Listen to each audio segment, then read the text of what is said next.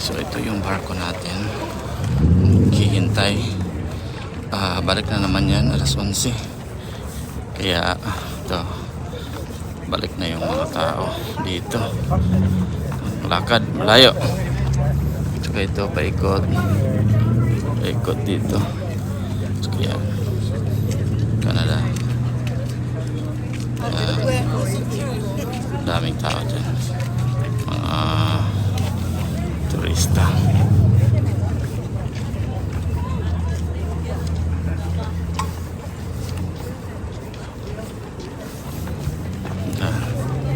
Yung barko natin. Pauwi na tayo. Ito yung port nila dito. Malamig na. Kasi Canada to, pero mas maganda hindi siya nag-umulan. Kaya naka-chance tayo umikot sandali doon. Kaso gabi na. Kaya hindi natin ma-appreciate. Mas maganda yung araw. Pero kita-kita natin yung lugar. Pero malapad yung port nila dito. Yan. Ito. Yan. Ikot. Yan. At saka dito na yung lugar dito. Yan. Yan.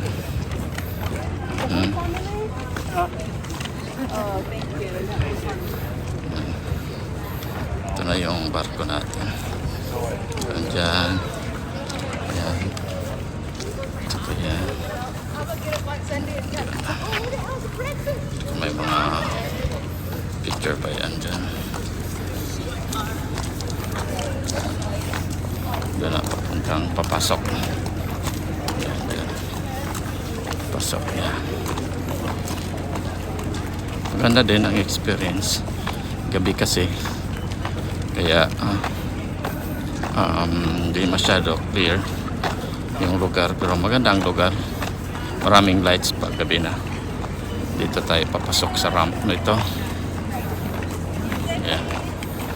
Security. Saka dito tayo papasok. Tayo papasok. Yan. Ito yung pasahero. Kami dyan. May security check dito. Parang pinaka si dito. Yan.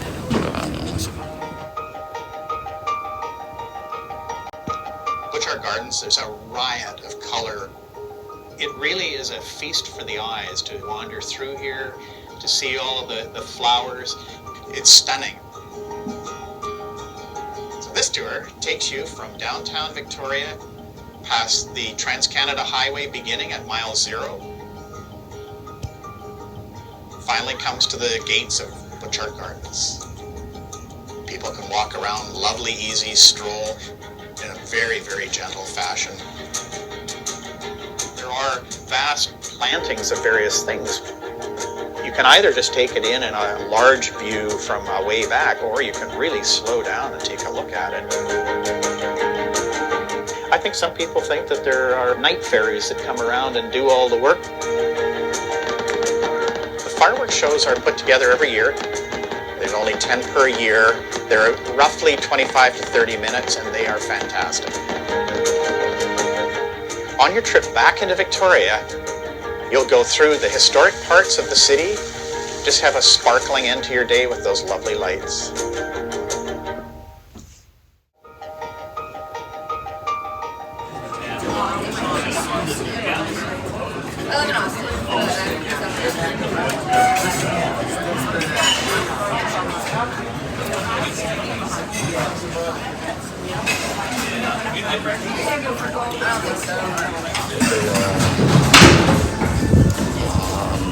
Shuttle area port.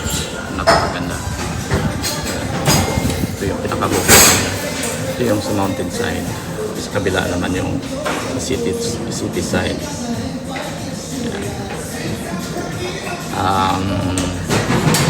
Baba tayo ngayon dito. Mayroon tayong excursion mamaya. Ayan. Malaki din yung port nila dito. Dami kasing tao dito. Ayan. Seattle pa rin area. Saka kita mo yung mga pulupundokin doon. Mayroon pang mga glacier. Ayan. Dito pa rin. Ayan. Napakaganda na area dito. Yung iba nagpa-relax lang dito sa may area na to. Papunta ng computer. Ayan.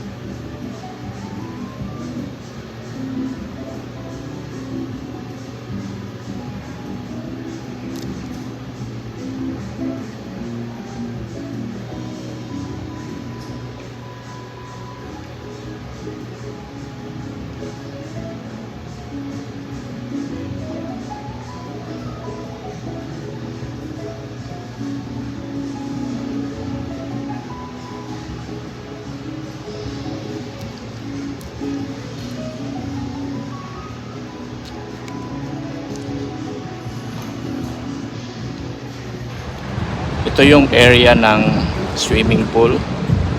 Pero iba kasi dito sa Alaska malamig. Kaya tingnan mo yung swimming pool, walang naliligo ngayon. Tsaka konti lang yung lumalabas. Kaya nagja-jogging. Ito yung jogging lane dito. Saka doon naman yung sliding pool. Doon sila nag-slide. Ayan. Saka malamig. Tingnan mo yung ulap. Kulimlim palagi. Ang nagustuhan ko lang dito sa Norwegian Bliss kasi malaki yung monitor nila dito. Tingnan mo yan. May monitor. Yung ibang barko walang ganyan na kalaking monitor. Saka dito yung swimming pool. Dito na naman yung dagat. Ito yung spa. Meron silang spa dito. Yan. May spa. Tsaka may sliding pool. Yung sliding nila. Iba din yung style. Iba din yung architectural design nila dito. Tsaka ito yung Pacific Ocean. Tapos na tayo sa US territory. Nandito na tayo sa Pacific Ocean ngayon. Saka ito yung barko, makita natin. Kunti lang kasi yung lumalabas ngayon. Ayan, kita nyo yung monitor. Yan ang ganda ng Alaska. Papunta tayo ngayon dito. Papunta na tayo ngayon. Ang laki nila, monitor nila. Tingnan natin yung palabas nila kasi ito yung about Alaska. Videoan natin. Sana hindi tayo masipir, may music kasi.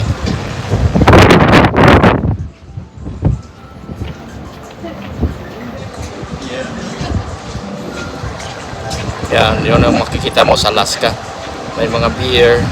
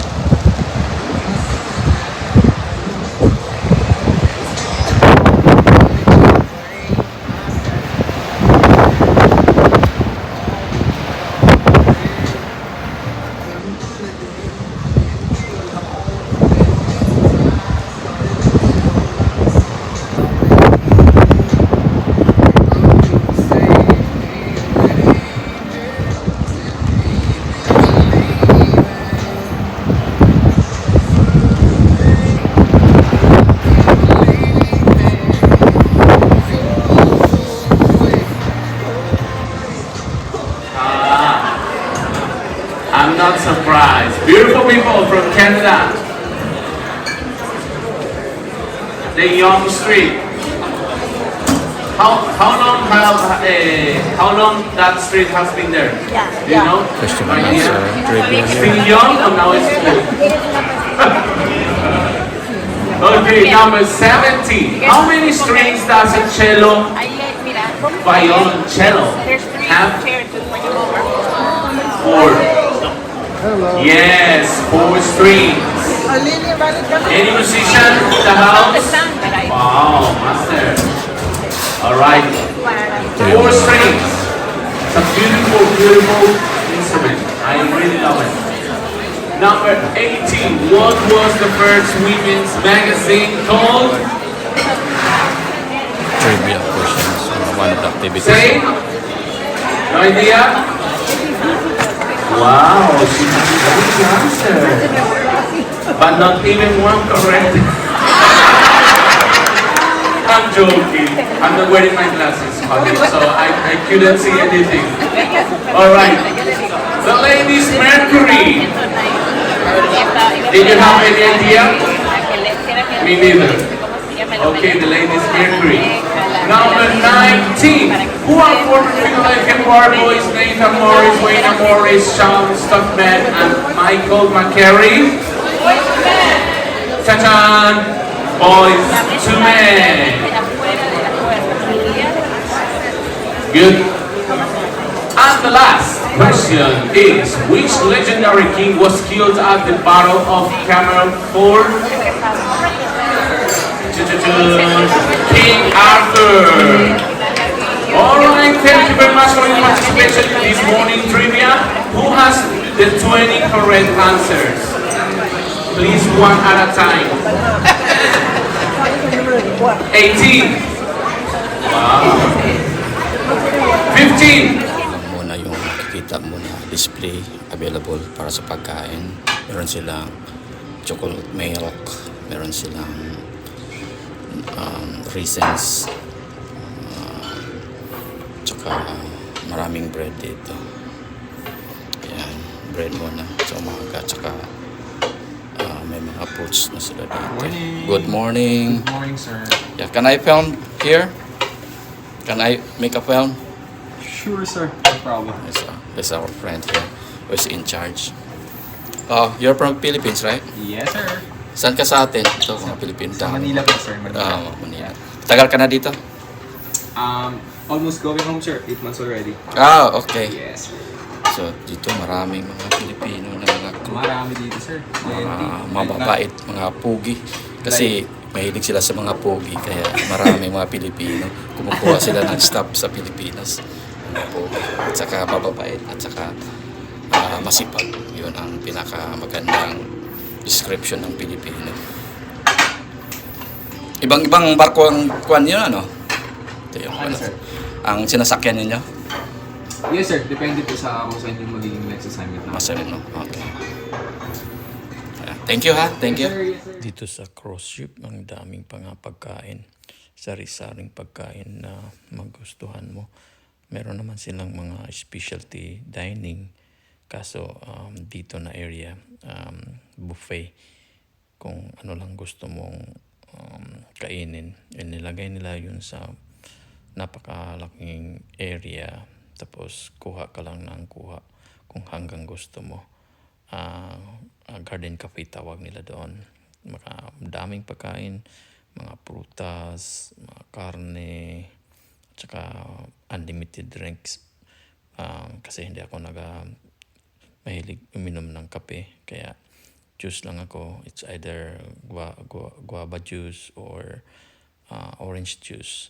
Yun ang mga inumin dito. Saka dito, makarelax ka rin.